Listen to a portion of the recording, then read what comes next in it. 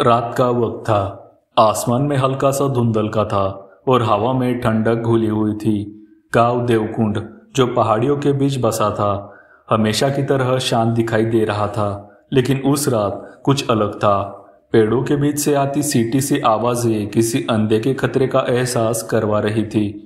अरविंद और रघु दोनों बचपन के दोस्त थे। शहर में नौकरी करने के बाद वे कई सालों बाद गांव लौटे थे। गांव की मिट्टी, लोगों की बोली और पुराने रास्ते देखकर दोनों को अपनापन महसूस हो रहा था। लेकिन उसी दिन शाम को चौपाल पर बुजुर्ग रामू काका ने जो बात कही, उसने दोनों के मन में बेचैनी भर दी थी। उस घाटी की तरफ मत जाना बेटा, रामू काका ने धीमी आवाज में कहा था। वो जगह अब वैसी नहीं रही। वो रात को आवाजें आती है, किसी के रोने की। अरविंद ने हंसकर टाल दिया।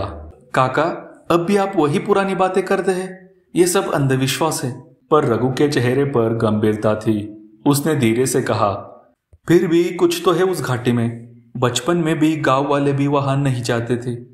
रात को दोनों अपने पुराने घर में सोए, लेकिन अरविंद की आंखों में नींद नहीं थी। बाहर से कुत्तों के भौंकने की आवाजें आ रही थी और बीच बीच में हवा ऐसी सनसनाहट पैदा करती कि लगता कोई पास से गुजर गया हो। सुबह सूरज उगते ही दोनों घाटी की दिशा में निकल पड़े।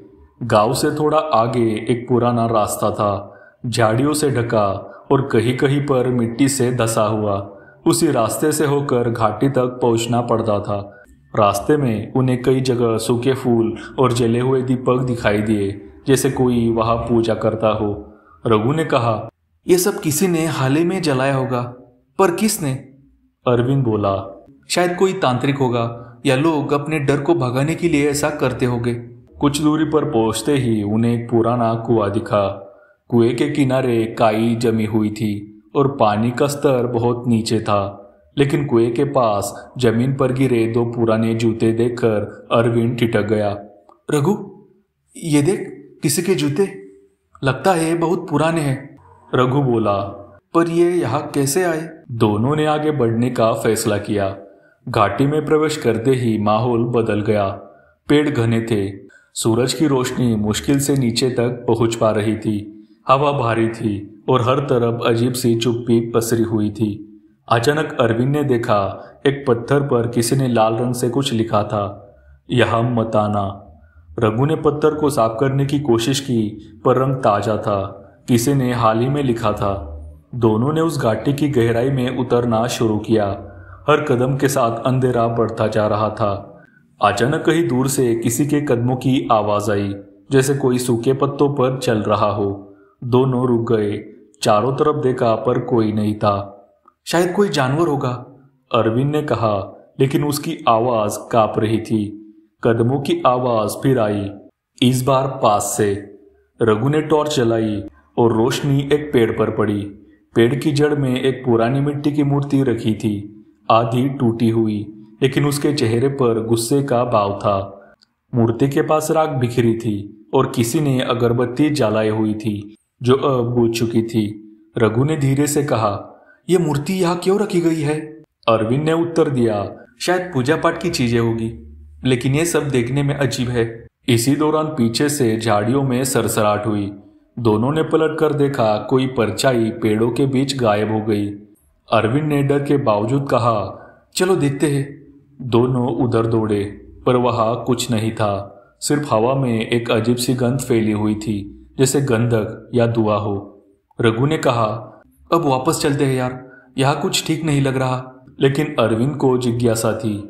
वह बोला, थोड़ा और आगे चलते हैं, शायद घाटी का अंत पास ही हो। थोड़ी दूरी पर एक पुराना ढह चुका मकान था। दीवारें टूटी हुई, छत गिरी हुई। दोनों अंदर गए। मकान के बीचों बीच एक टूटी चारपाई और दीवार पर कोयले से लिखा था, मैं वापस आऊंगी। रघु के हाथ ठंडे पड़ गए। किसने लिखा होगा ये? अरविंद ने कहा, शायद कोई पागल औरत। लेकिन तभी चारपाई के नीचे से कुछ हिला।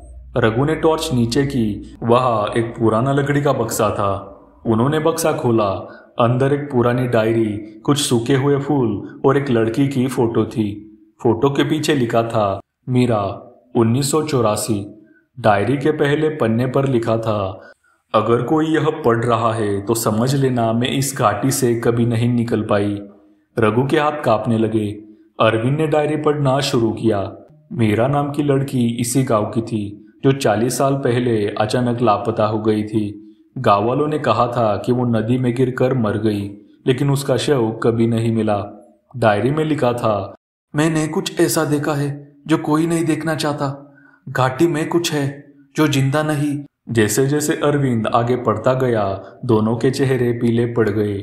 आखिरी पन्ने पर सिर्फ इतना लिखा था, वो आज फिर आई थी, मेरे नाम से बुला रही थी। उसी समय बाहर फिर वही कदमों की आवाज आई। इस बार और साफ। टॉर्च झिलमिलाई और बुझ गई। अब सिर्फ सन्नाटा और सांसों की आवाजें बची थी। रघु ने फुसफुसाया, अरविंद, कोई बाहर है। अरविंद ने जवाब दिया, शायद हवा होगी। पर तभी किसी ने दरवाजे पर धीरे से खटखटाया। दोनों जम गए। दरवाजा अपने आप चरमराता हुआ खुल गया। बाहर कोई नहीं था, सिर्फ वही ठंडी हवा और धुआं सा धुंधला कोहरा। लेकिन जमीन पर कुछ निशान थे, पैरों के, छोटे छोटे, जैसे किसी औरत के। रघु ने धीरे से कहा, अरविंद, हमें अब जाना चाहिए। अरविंद ने सिर हिलाया, लेकिन उसकी नजर जमीन पर टिक गई। एक नया शब्द मिट्टी में उभरा था, जैसे किसी ने अभी अभी उंगलियों से लिखा हो, रुको। अरविंद और रघु दोनों कुछ सेकंड तक हिल नहीं पाए। हवा एकदम ठंडी थी, जैसे घाटी की सांसें उनके चारों तरफ घूम रही हो। टॉर्च अब भी बंद थी और अंधेरा इतना गहरा कि एक दूसरे का चेहरा भी मुश्किल से दिख रहा था। रघु ने कांपती आवाज में कहा, अरविंद, ये किसने लिखा होगा? अरविंद ने जवाब नहीं दिया। उसका ध्यान कमरे के कोने की ओर था, जहां अभी अभी हल्की सी हरकत हुई थी, जैसे कोई परछाई दीवार पर फिसली हो। तभी टूटी चारपाई का एक हिस्सा अपने आप खिसक गया। दोनों के दिल की धड़कन तेज हो गई। अरविंद ने धीरे से कहा, शायद हवा होगी। रघु बोला, हवा जमीन पर लिख नहीं सकती अरविंद। इतना कहते ही कमरे में एक ठंडी लहर फैली और मिट्टी में लिखा रुको धीरे धीरे मिटने लगा, जैसे किसी ने उस पर हाथ फेर दिया हो। दोनों डर के बावजूद बाहर निकलने लगे, लेकिन बाहर का कोहरा अब और घना था। घाटी के पेड़ हिल नहीं रहे थे, फिर भी उनकी पत्तियां खुद ब खुद सरसराने लगी। दूर कहीं से एक महिला की हल्की सी गुनगुनाहट सुनाई दी। आवाज न धीमी थी न तेज, बस इतनी कि कानों में उतर कर दिल तक पहुंच जाए। लौट आओ। रघु ने टॉर्च चालू करने की कोशिश की। रोशनी झिलमिलाई और बस एक पल के लिए उसने देखा, पेड़ के नीचे सफेद साड़ी पहनी एक औरत खड़ी थी। बाल बिखरे हुए, चेहरा दिखाई नहीं दे रहा था। अरविंद, रघु की आवाज कांपी। वो वहां कोई है। अरविंद ने नजर दौड़ाई, लेकिन अब वहां कुछ नहीं था, सिर्फ कोहरा। दोनों दौड़ने लगे, लेकिन घाटी से बाहर निकलने का रास्ता जैसे गायब हो गया था। हर तरफ वही पेड़, वही झाड़ियां, जैसे वो एक ही जगह पर घूम रहे हो। अरविंद हाँफते हुए बोला, ये रास्ता तो यही था, हम गोल गोल घूम रहे हैं। रघु ने कहा, डायरी याद है, डायरी में लिखा था घाटी से निकलना आसान नहीं। दोनों ने ठहर कर सोचने की कोशिश की। तभी अचानक पीछे से कुछ गिरने की आवाज आई। उन्होंने पलट कर देखा, वो डायरी खुद ब खुद हवा में खुल गई थी। हवा के झोंके से पन्ने पलट रहे थे और फिर रुक गए एक पन्ने पर, जिसमें लिखा था, अगर तुम मेरा सच जानना चाहते हो तो कुएं तक जाना होगा। रघु ने कांपते हुए कहा, कुएं तक? वहां जहां हमने जूते देखे थे? अरविंद ने हाँ में सिर हिलाया। शायद वही सब शुरू हुआ था। दोनों वापस उसी रास्ते की तरफ बढ़े। अब हर कदम भारी लग रहा था। आसमान में बादल छा चुके थे और दूर बिजली कड़कने लगी थी। कुआं पास आते ही एक अजीब सी सड़ांत महसूस हुई, जैसे कोई चीज बहुत समय से सड़ रही हो। अरविंद ने टॉर्च की रोशनी नीचे डाली। पानी का तल गंदा था, लेकिन उसमें कुछ हलचल दिख रही थी। अचानक एक पल के लिए दोनों ने किसी का चेहरा पानी की सतह पर देखा, एक औरत का, जिसकी आंखें पूरी तरह सफेद थी। रघु चीख पड़ा, चल यहां से, ये वही है। लेकिन अरविंद जैसे सम्मोहन में था। वह कुएं के और पास चला गया। नहीं रघु, यह कुछ कहना चाहती है। तभी कुएं से एक हवा का तेज झोंका उठा। पानी की सतह पर बुलबुले बनने लगे।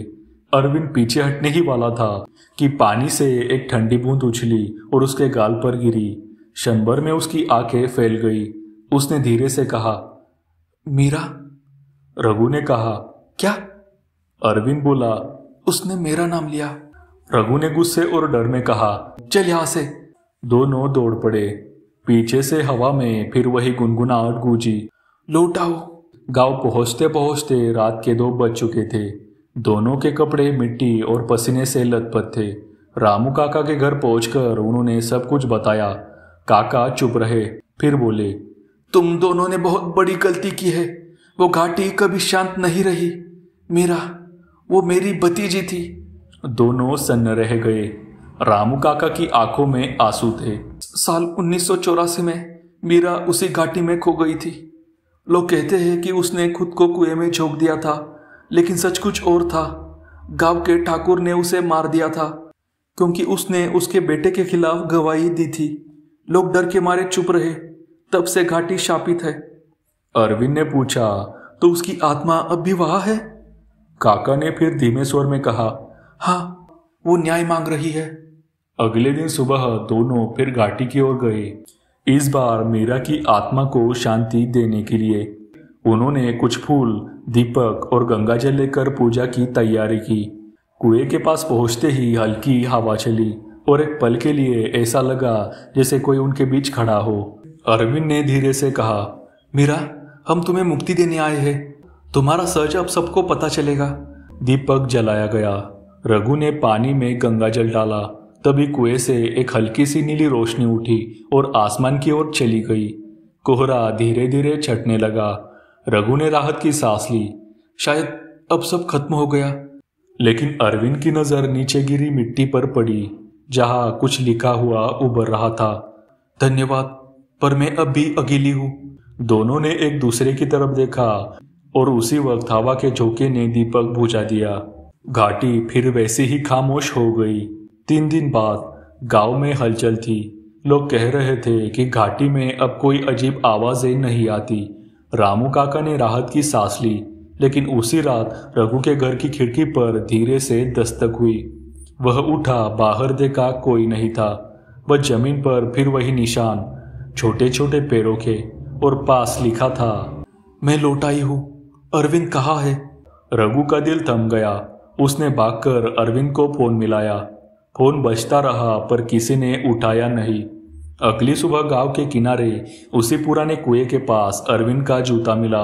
बस एक जूता, और मिट्टी पर लिखा था, अब वो मेरे साथ है, हमेशा के लिए। अगर वीडियो अच्छी लगे तो लाइक कर देना, और ऐसे ही वीडियो हर रोज चाहिए तो सब्सक्राइब करना मत भूलना। मिलते हैं अगली वीडियो में। धन्यवाद।